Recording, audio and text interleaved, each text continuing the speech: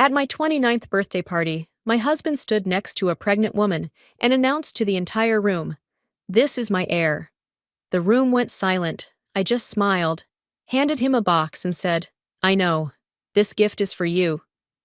He opened it, and his hands began to tremble. Before I tell you everything, I'd really appreciate it if you hit subscribe, tap the like button, and let me know in the comments which state or city you're listening from. I'm always curious to know where my voice is reaching around the world. Now just sit down, take a deep breath, and let this story flow all the way through. That morning, my 29th birthday, smelled like freshly brewed Ethiopian coffee and damp grass outside. I woke up like I always did. No alarm needed. Exactly at 6 a.m., with the first light of the sun slipping past the curtains, brushing a golden streak across the living room wall where a painting hung. One Hudson had chosen just because it looks rich. I carried my coffee out to the porch, sat in the white rattan chair from the living room set, and looked out at the little garden behind the house. Flower beds I planted myself nestled between Versailles-style sculpted shrubs, an Italian fountain, and a Provence rose trellis. Everything was his taste, luxurious, showy. This house, from the glossy leather sofa to the chandelier floating over our heads, was almost entirely Hudson's aesthetic. I took a sip of coffee, that warm bitterness sliding down my throat, and like always, memories pulled me back to the early days when our company was gasping for air under debt. That year, Hudson told me he had a life-changing idea. A luxury furniture workshop with imported European machinery. 8 months later, it all collapsed. Piles of debt. Still, he wanted to keep fighting for his startup. The only problem? No one would lend him money. Bad credit? Unresolved debts. Banks said no. Even suppliers wouldn't trust him. Instead of walking away, I stayed. Through my uncle, a silent investor, I kept the funding alive. He warned me. Every major contract, equipment order, and shareholding had to be under my name to protect the money. I agreed, with one condition. He had to keep it a secret so Hudson could still think he was building an empire. But in the lawyer's drawer, every contract had my name on it. Hudson gradually saw me as another luxury furnishing, useful, durable, invisible. I was the one renegotiating warehouse leases, finding new suppliers, cutting out wasteful expenses, reading every line of contracts I used to let him sign without question. I was the one who made a dozen phone calls to find an accountant tough enough to untangle the chaotic books he'd left behind. The phone rang. "Marlene, Mom," flashed on the screen. I picked up, and her voice came through. No birthday wishes, just, "Serena, are you up yet? We've got a lot of guests today. Make sure there's enough food. Don't let Hudson start drinking too early. And clean up those tacky little plants on the porch. They look cheap." She hung up before I could say yes. I looked at the screen going dark, my finger still hovering over the call button, and just smiled faintly. In her eyes, I was always the one being financially supported, someone to be taken care of. She had no idea I was the one who signed every lease, every equipment renewal, every first payroll when we had no profits.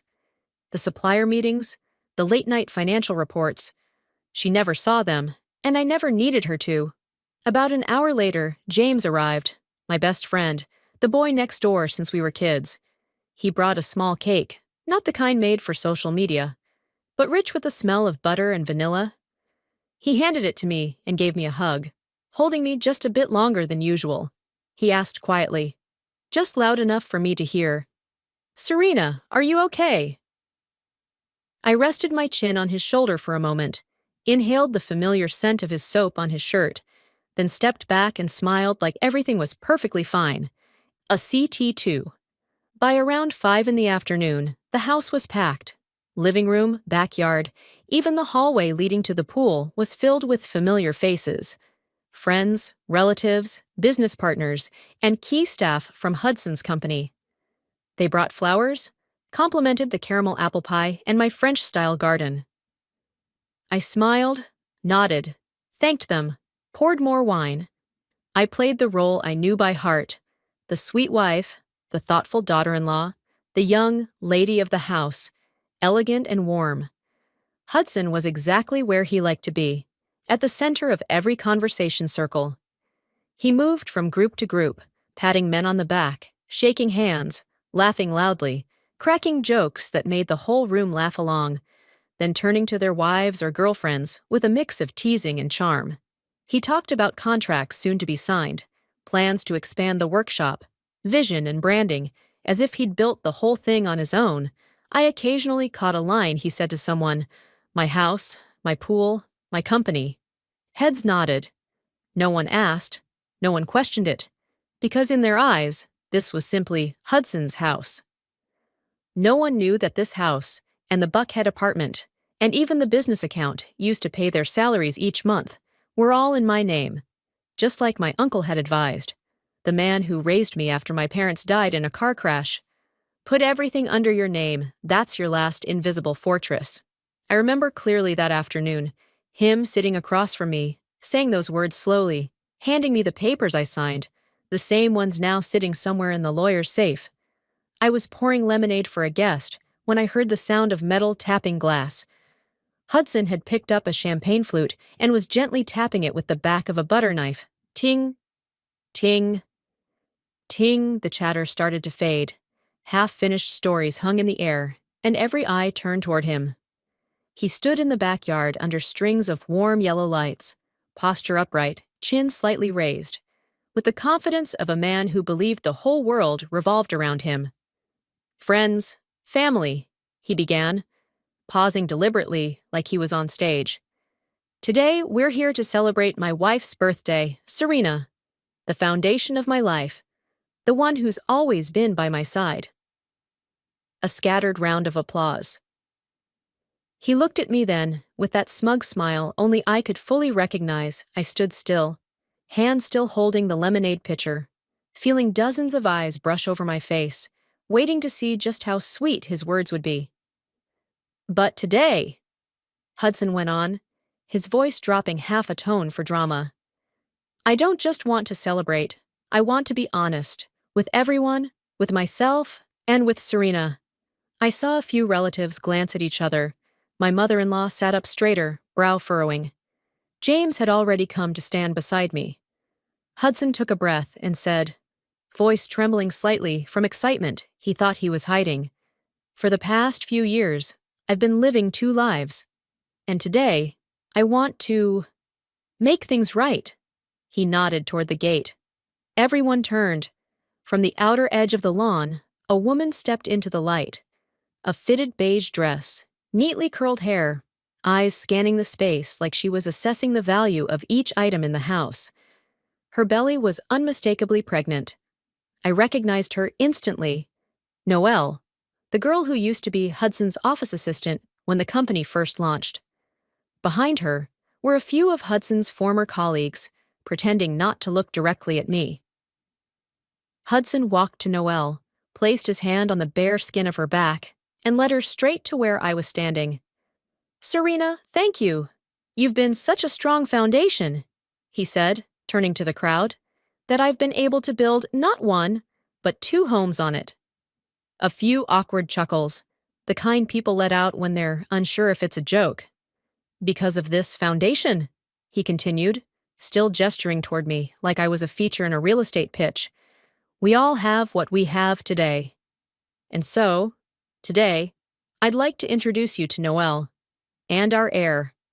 They are both part of my family. I love all of them." That line, "I love all of them," was delivered like he was generously distributing his spoils to the masses. Without even glancing at my reaction, he placed Noelle right next to me, so close I could smell her sharp, musky perfume. He arranged us like a family photo. Ex-wife, mistress, unborn child, him in the center, the guests as the backdrop. Somewhere at the dining table, someone dropped a fork. The clink of metal on china rang out strangely clear. Someone inhaled sharply. My mother-in-law put her hand on her forehead, whispering, "Oh Lord," like she'd just been betrayed herself. The party didn't just fall silent. It froze. In my head flashed a sentence, "Hudson." had once thrown at me during an argument. If I leave, who pays the debts? Who keeps the company running? Don't forget those debts are under your name. You and I are tied together now. And now, standing on the lawn, his hand on his mistress's back, with every guest's eyes soaked in a mixture of pity and curiosity aimed at me, I realized he really believed that he thought I had no way out. In that moment, I didn't feel the ground collapse or my heart shatter. No. I felt something else, something strangely calm, sharp, and final. A soft click echoed in my head, like a rusted lock finally turning into place after years, and a heavy steel door slammed shut for good. Then the thought came. Not loud, not panicked. It rang as quietly as a lone bell in cold air. I stood between my husband and his mistress. The world around us paused. I saw Mrs. Marie from next door, frozen still, her cocktail glass suspended midair. I saw my mother-in-law, Marlene, face pale, instinctively stepping back, as if the truth about her son might tarnish the perfect image she clung to. The silence was thick enough to touch, pressing against my ears, swallowing the wind, the rustle of leaves. I slowly turned and smiled. A polite, distant smile, the kind a hostess gives latecomers to a party. I scanned every stunned face, pausing just long enough on each one to silently say, "I see you, I'm here, I'm fully awake." Then I looked back at Hudson. He still had his hand on Noelle's shoulder, face lit with smug satisfaction, like a man standing atop some great triumph. He waited for my reaction. Tears, yelling, a breakdown to prove I was unstable. He was ready to play the gracious winner, soothing the loser. I walked over to the small table on the patio, where my gift had sat all evening. A box wrapped in deep red silk ribbon, thick ivory paper, no print, elegant and discreet. 6 months ago, when James warned me, when I discovered everything, I spent an entire afternoon picking out that paper. Every detail had to be perfect. I lifted the box, weightless, and returned to Hudson, now watching me with a flicker of unease. "I know, Hudson," I said. My voice didn't shake. It was steady, maybe softer than usual. "This gift is for you." I held it out. He hesitated, a beat too long, as if his script had glitched. Then, almost mechanically, he let go of Noelle's shoulder and took it. His fingers brushed mine, warm, slightly damp, and I pulled away instantly. He looked at the box, then at me. A mocking smile crept across his face. Maybe he thought it was some sad parting gift, a watch, cufflinks, a final attempt at dignity from a betrayed wife. He tugged the ribbon. It slid off into the grass. He tore the paper, no longer confident, a little too forceful. Beneath it was a plain white cardboard box. He opened it. I watched each shift in his face. Inside, on white satin, was one item. A single piece of paper, neatly folded in half. Hudson opened it. His eyes skimmed, then slowed, stumbling over each line. I knew them by heart. I'd sat with my lawyer for hours, perfecting every word. Notice of marriage termination due to prolonged infidelity. Based on documentation of independently held assets, notification of full freeze on all joint accounts in related properties. Restriction order applies to the following addresses. 1. Decatur Residence, Atlanta. 2. Buckhead Apartment, Atlanta. His left hand, the one holding the paper, was the first to tremble. A subtle shake creeping up his shoulder. Then the right hand followed. The paper crinkled like dry leaves in wind. He looked up at me. No smugness, no victory left in front of me. Wasn't a man who owned it all, but a cheater, unmoored, face drained. There was no rage in his eyes, no pain, only raw, instinctive confusion, like a beast kicked out of the den he thought was safe. He tried to speak, lips parted, but all that came out was a dry rasp. He looked at the paper, then back at me, searching my face for an explanation, a sign that this was a bluff, a power move. But my face was calm, untouchable. 5 years of handling everything, everyone, had taught me how to mask emotion. 5 years building the wall, the foundation as he called it, And today, it held behind it. There was nothing. No pain, no love, no affection, just cold, echoing freedom. Noelle stood beside him, clueless. She looked anxiously at his changing face. Hudson. What is that? She whispered, trying to see the paper. He didn't answer. He just stood there, hands shaking, while the world built from my money, my work, my silence, crumbled in front of his friends and relatives. I held his gaze a few seconds longer, then turned to James. My friend, my brother, the only one who never left my side. He looked at me, eyes filled with concern. I nodded gently and said, just loud enough for him to hear, "It's time." The performance was over. Time to lower the curtain. No words were needed. He placed a light hand on my shoulder, a quiet gesture of comfort. I turned and walked back inside. No running, no rush. I walked slowly, with purpose, away from the frozen scene on the lawn. Guests parted like water before the bow of a ship, avoiding my eyes. I felt their stares. Behind me, mixed shock, pity, and, to be honest, a touch of guilty thrill. Hudson still stood in the yard, paper fluttering in his hand, next to the woman he'd chosen to showcase. A reveal now detonated in his own face. He called something after me. My name, maybe. But his voice was swallowed by the heavy silence coating the garden like oil. He wasn't my husband anymore, and he held no power over me. Even his voice felt foreign now. Behind me, I heard him scream in despair. Then a flurry of movement, then footsteps stumbling. And finally, Noelle's panicked voice chasing after him. I turned back with the perfect hostess smile.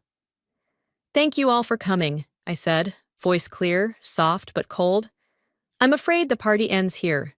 Please enjoy the remaining desserts and drinks. Wishing you all the best." That was it. A courteous announcement. No explanation, no drama. A quiet retreat, quickly begun. I heard whispers, footsteps on gravel, engines starting. No one came to say goodbye. No one dared meet my eye. 10 minutes later, only plates remained on the lawn. Half-full glasses, crushed flowers. On the grass, Hudson snapped out of his daze, grabbed Noelle's hand, and stormed toward the gate, out of my house, out of my life, with a rage soaked in helplessness. When the last car disappeared and the evening silence returned to the neighborhood, James looked at me. "I'm fine." I smiled and told him, "Everything happened exactly as it should. Can you help me clear the table?" We cleaned up in quiet, collected dirty plates, folded the tablecloth, took out the trash, familiar, mundane tasks that soothed the mind. Each gesture had a purpose, every motion already known. I washed the glasses, thin crystal ones. Water rinsed away strange lipstick stains, strange wine. And I felt that, along with the dirt, something else was being washed away. 5 years I'd mistaken sacrifice and support as love. As family, James worked beside me, occasionally glancing at me with concern. He was waiting for me to break, cry, scream, but I was calm. Inside me was silence, emptiness. No pain, no bitterness, just a cold lightness, like I had carried a burden my whole life and finally laid it down. When we finished, it was late. The house was clean, quiet, mine. I brewed mint tea from the garden. We sat on the porch, watching the stars. My phone buzzed, sharp and shrill. Breaking the peace, James picked it up. Hudson's name flashed on the screen. A missed call, and a second later, a voicemail. James looked at me, checking. I put it on speaker, the voice shattered through the night, distorted with anger, hoarse and raw. "Serena, are you insane? What the hell kind of circus stunt was that? You humiliated me in front of everyone. Is this some childish tantrum, cheap revenge? Have you lost your mind? The debts? Did you forget them? Do you even understand what you've done?" His voice cracked with fury. In the background, Noelle's voice tried to soothe him. "Hudson, calm down, don't say that." He yelled, "I'll make you lose everything, Serena." "You have until morning to apologize. You should have just gone along with it. If not, I swear you'll regret it. Deeply regret it. Wake up before it's too late. The message cut off. We sat in silence for a moment. James looked at me, his face tense. Serena! I slowly picked up the teacup. My hand was steady. I took a sip. The mint tasted fresh and clean. He still doesn't get it, I said. He and Noelle think this is just a woman's tantrum, a dramatic outburst that'll pass by morning. They don't see the planning, the preparation, or the rage that's been frozen over for a year. They only see what they want to see, a childless wife throwing a fit after being cheated on. They still believe they're in control. I looked at James. His eyes carried the same question as Hudson's voice. What now? I placed the cup on the table. The sound of porcelain on wood was the only sound that night. Tomorrow morning at 10, I meet with the lawyer, I said softly. My voice was steady. No doubt. His screaming on voicemail didn't scare me. It only sharpened my will.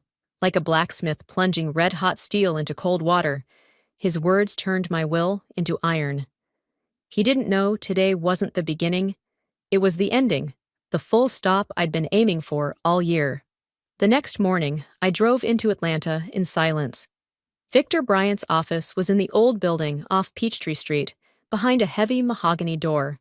The room smelled faintly of expensive cologne and old books. Victor Bryant fit the space, solid, older, eyes sharp and unreadable.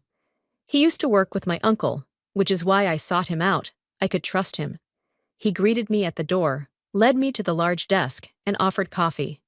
Serena, he began as we sat, his tone professional, measured. As agreed, all notifications have been sent. Accounts and assets have been frozen. The process is underway. Has Hudson or any representative reached out yet? Just one voicemail, filled with threats and accusations, I replied, my tone light, like giving a weather report. Victor gave a slight nod, as if that fell neatly within the scenario he had anticipated. No surprise at this stage, he still believes he's controlling the game. That feeling won't last long. He paused, folded his hands on the desk, and his gaze turned serious.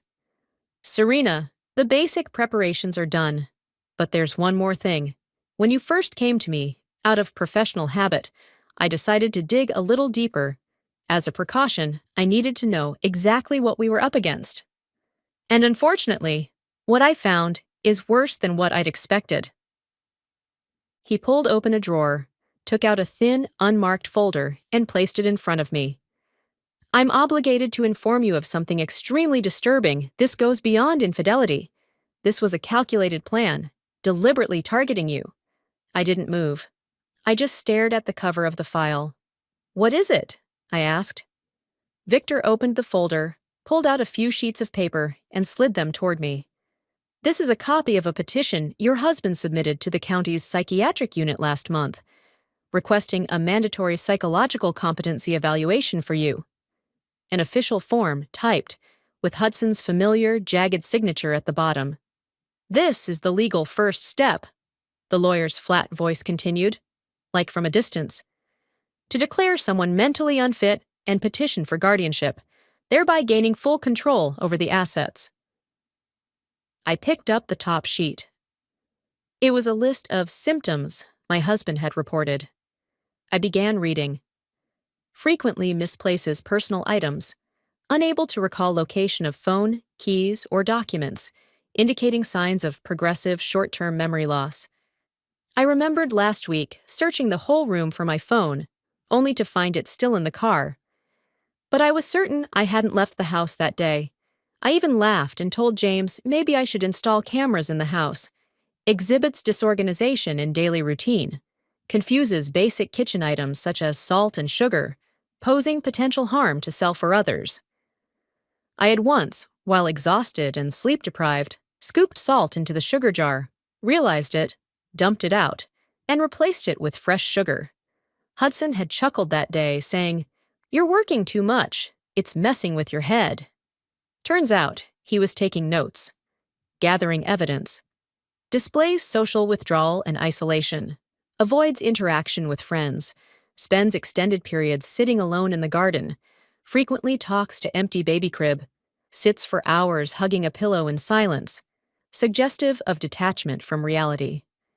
Every routine, every expression of grief after the miscarriage, he twisted into clinical symptoms. I remembered the day I lost the baby. The hospital, cold and white, smelling of disinfectant I had called him, voice breaking. "I'm busy, let my mom handle it," was all I got. But no one came. Not a soul. I lay in that hospital bed alone, arms around an empty belly, while he was at the workshop raising a glass, talking contracts, laughing so loudly he probably didn't hear the phone vibrate. Each line of that petition felt like acid dripping down my skin. Every unconscious gesture, every moment of exhaustion, every breath a grieving mother took just to stay sane, he had distorted it into evidence that I was insane. Every sentence carried a sliver of truth, mixed with a flood of lies, forming a poison crafted specifically to destroy me. My hands, flat on the polished wooden desk, didn't tremble, but I felt the warmth slowly draining from my fingertips. Bit by bit, the cold crept into my palms, my wrists, like the blood was slowly retreating, leaving behind a frozen hollow. I looked up and out the window. Outside, Atlanta moved to its usual rhythm. People rushing, traffic packed, sunlight bouncing off glass towers into glaring patterns. But for a few seconds, all of that seemed to fade out. A vacuum of silence wrapped around everything, and in that silence, I understood. This wasn't just an affair. An affair is a betrayal of love. But this was a strategy to erase me, to take my house, my money, then my name, my mind, to turn me into a silent ghost behind four walls, while he and his true love enjoyed everything I had inherited from my family. Whatever last flicker of feeling I had left for him, some tiny ember of pity or shared memory, it didn't just go out. It froze into a blade of ice. I slowly placed the papers back on the table, stacking them neatly. Looked at Victor. "Thank you, Victor," I said. My voice was even, but something in it had shifted irrevocably. "Everything is in place. What's the next step?" Victor Bryant nodded, his gaze sharpening like a surgeon's after locating a tumor and preparing to make the first cut. "The next step," he said, "is we begin removing it." And I nodded, without hesitation, without looking back. The entire legal plan I'd quietly nurtured for the past year was officially in motion from that moment on. On the drive home from the lawyer's office, Victor's words still echoed in my mind, but outside, another machine had already started moving. Somewhere in the city, a court courier was making his way to the hotel. Victor's assistant was on the phone with the bank. The legal team at the company was sending urgent emails to the board of directors. Every link I'd spent a year preparing was being activated at once. The first strike, as Victor later recounted, landed exactly where Hudson least expected. A lavish breakfast at a downtown hotel, where he and Noelle were likely still eating, talking about their plans, probably discussing how generously they might accept my apology. Mid-conversation, a man in a tailored suit walked up to their table. No smile, no long explanation, just placed a thick envelope in front of Hudson and asked him to sign for receipt. Inside the envelope was not only the divorce petition, but also a court order, prohibiting him from contacting or approaching me directly, all communication to go through attorneys. Included was a separate notice barring him from stepping foot on any property under my name. I could picture it clearly, him bending down to read, the usual smirk slipping off his face, replaced by the tightening veins at his neck. He would have crumpled the paper, slammed the table, started rambling about a husband's rights, about how half of everything belongs to him. In his mind, 5 years of marriage and those years of building a business together automatically entitled him to everything I held title to. Meanwhile, I was home. The locksmith arrived. An older man, quiet. He worked quickly, silently. With a series of clicks and scrapes, he removed the old locks on the gate and the front door. The locks Hudson still had keys to. I stood on the porch and listened to the sounds. Each turn of the screwdriver, each new mechanism snapping into place was music.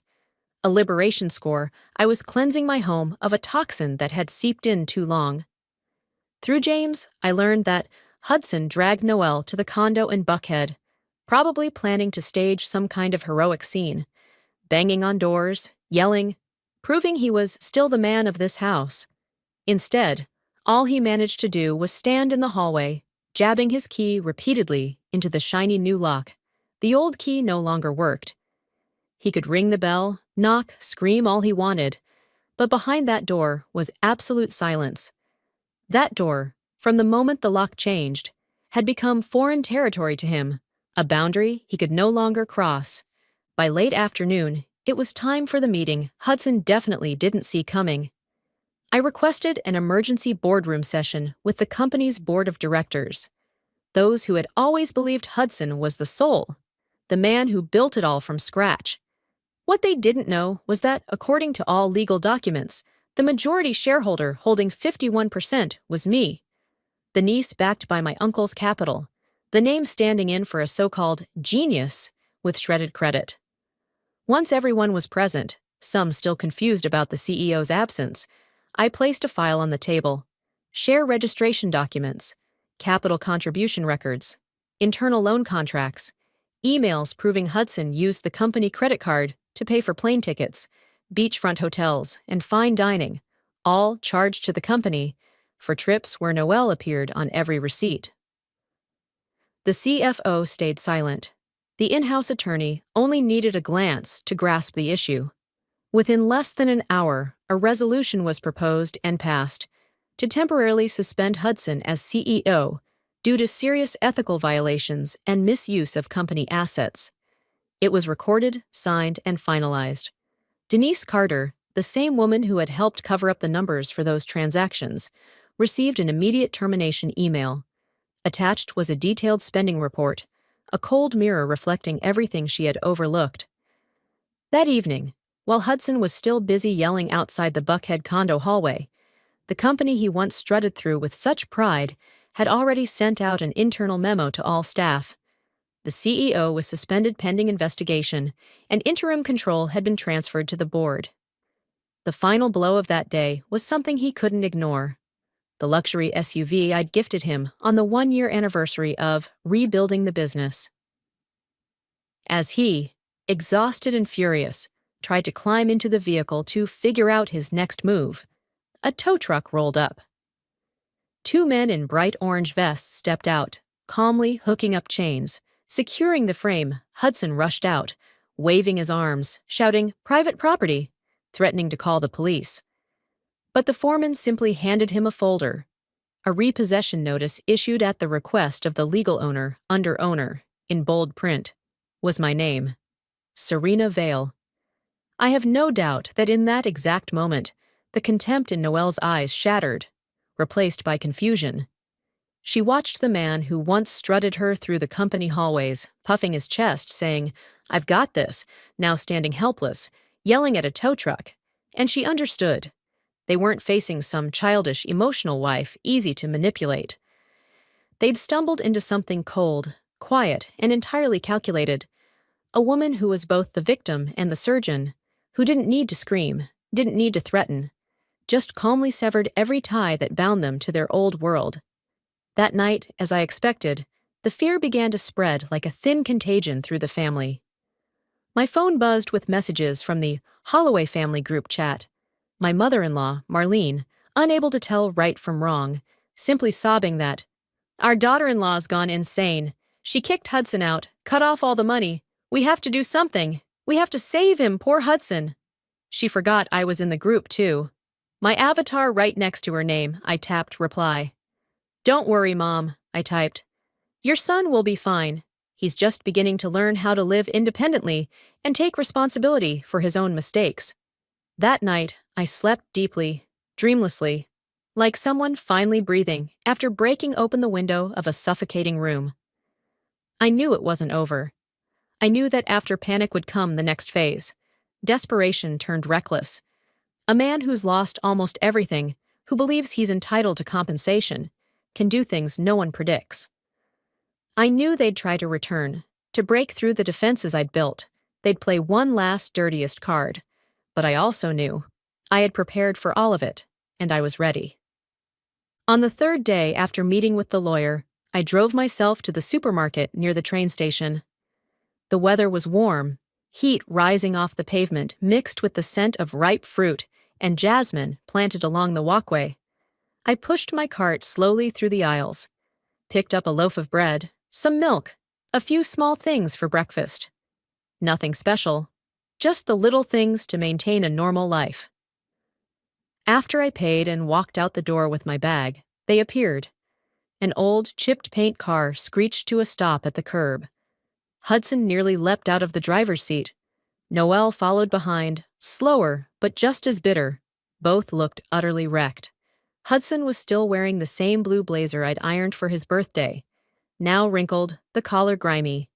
He blocked my path, forcing me to stop. "Serena!" Hudson started, his voice strange, caught between rage and begging. "We need to talk. You can't do this. You're not allowed to do this to me." I stared at him silently. "You cut off everything. Everything. How am I supposed to live? You tossed me out like a dog after 5 years. 5 years of marriage. Do you even understand what you're doing?" He flailed his arms, trying to draw attention from passers-by. But a few glanced over, saw what looked like a typical domestic argument, and moved on. I remained silent, letting him spill it all. I knew underneath the anger was pure fear. When he realized shouting wasn't working, his shoulders slumped, and his tone softened, dripping with cheap desperation. "Serena, don't you remember? When we first fell in love, when we built everything together. Have you forgotten all of that, just for one mistake? I was wrong, I admit it. But does it really have to destroy everything?" He searched my eyes for the woman I used to be, the wife who forgave, who endured, who carried it all so he wouldn't have to. But all he found was an empty space. When he saw his pleading was useless, Noelle stepped forward, her eyes sharpening. "Mrs. Vale," she began, trying to sound composed, but each word dripped resentment. "You want to hate me, resent Hudson, fine. But the baby in my belly? He's done nothing wrong." She lifted her chin, voice rising, laced with both fury and desperation. "No matter what you think, he's still Hudson's child. He deserves support. You didn't just take everything from him, you're taking it from my child too. You were a mother once, weren't you?" She aimed for pity, guilt. Their last card. They assumed I, like most women, wouldn't be indifferent to an innocent child's future. I listened, didn't interrupt. I let his rage and her fake maternal plea pour out. I looked at their faces, twisted by fear, and felt nothing. No anger, no triumph, no pity, only a clear, cold awareness. When they finally ran out of words, the space between us fell into an eerie silence. I could hear the beeping of checkout counters, children laughing somewhere in the parking lot. Life outside went on, oblivious to this little theater. I simply stepped around them, the way one walks around two useless street poles, gripping the strap of my bread and milk bag. Heading home, I didn't look back. Behind me was only a thick, dead silence, like the echo of a shattered bell fading in the air, leaving the two of them stranded on the sidewalk. 2 days later, Marlene called. Her voice cracked through sobs. "Serena, please," she wept into the phone. "Hudson's falling apart. He says you've gone crazy, says someone's poisoned your mind. Everyone's here. Your uncles, Aunt Marjorie, the cousins. Everyone's worried. All our lives. Whenever something happened, we talked it through, didn't we? Please come to my house tonight. Just a family talk, calm and respectful, for old time's sake, for me. Please?" I listened, and I knew this wasn't a family meeting. This was a makeshift trial, where I would be cast as the unstable wife, poisoned by friends like James, and Hudson and Noelle would play the helpless victims trying to save the sick woman. They wanted to restore the old order, the whole family as audience, as jury, deciding whether I was allowed to be angry. "Sure, Mom," I replied, my voice even and soft. "I'll come tonight." On the other end, a relieved sigh was audible. What they didn't know was, I wasn't coming to beg. I was coming to end it. At 7 p.m., I stepped into Marlene's apartment. The living room, usually loud and lively, was now thick with tension. On the sofa, in the armchairs, were familiar faces. Mr. Vale, my father-in-law, Aunt Marjorie, some cousins, a few other relatives. All of them looked at me with the same expression. Part pity, part curiosity, part hope that maybe there was a simpler, easier story to believe Hudson and Noelle sat in the center, on the big sofa, like it was their stage. He had his head bowed, hands covering his face, the picture of a grieving man.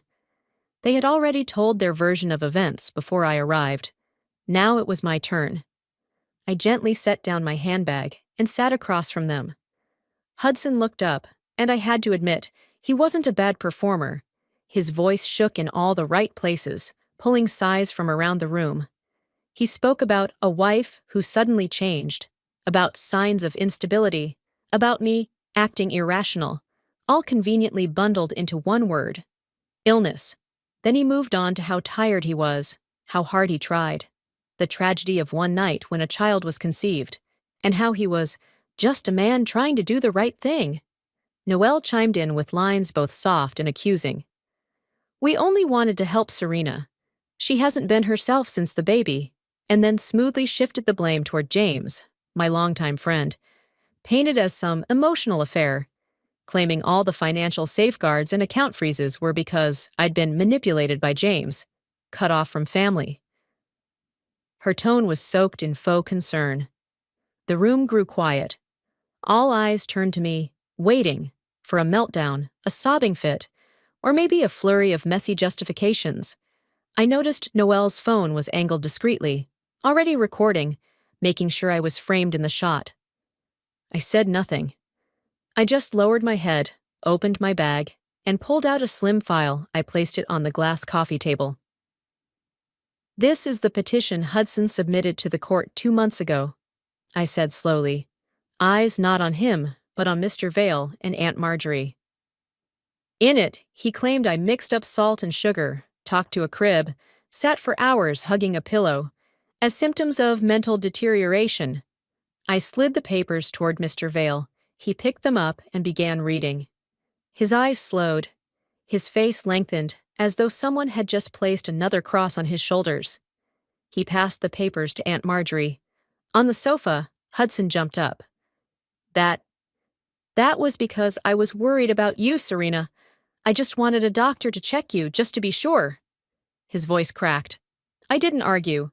Instead, I reached into my bag and pulled out a voice recorder. I pressed play.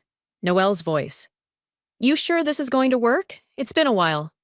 And his reply, bored, stripped of pretense. "Don't worry, few more months and everything's ours. She's worthless now." I turned my gaze from Noelle to Hudson, looking directly at him, long enough for him to know I saw it all. The cowardice, the weakness, the rot beneath the surface. Then I asked quietly, just loud enough for the two of them to hear, but each word dropped like a hammer. "Was the idea to declare me incompetent yours, or hers?" I didn't yell, didn't accuse, I simply asked. But the question hit like a slap. Mr. Vale stood first. He looked directly at his son, eyes old, but now filled with a coldness I'd never seen in him before. "You," he said slowly, every word heavy as lead, "are no longer my son." He turned and walked to the bedroom, not saying another word. The other relatives, without being told, rose one by one, avoiding eye contact with Hudson and Noelle, like they were a stain that wouldn't wash out.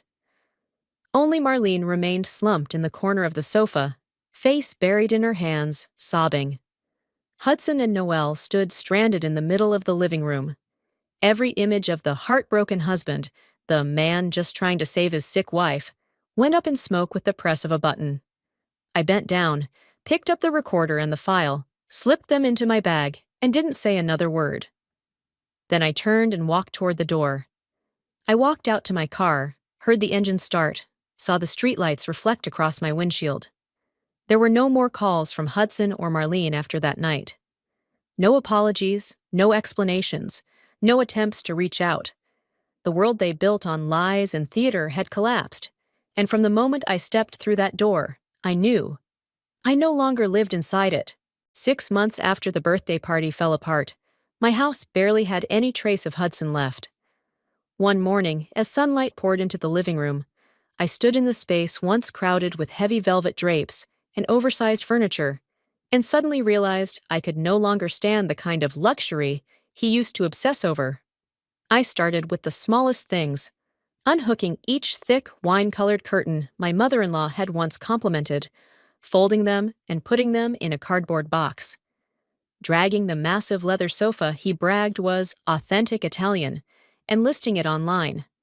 Hauling down all the tacky, gold-toned, metallic-framed paintings I'd never truly liked and moving them to the garage. I repainted the walls a soft sunshine hue. No more imported golden wallpaper, Hudson had said. Looks like a palace. I hung up thin linen curtains by hand, letting the breeze make them flutter like butterfly wings. The kitchen, too. I tucked the "for guests only" china into a high cabinet and brought out a simple set of bowls that felt right in my hand, kept them on the open shelf on the counter. Just the coffee machine and a few clean glass jars with flour, brown sugar, and sea salt. Every corner of the house, every item I chose to keep or let go of, felt like adjusting my life. Less show, more breath. At night, when I turned on the lights, the house no longer felt like a stage. It felt like a place where I could exhale, sit cross-legged on the floor, read a book, or cry if I needed to.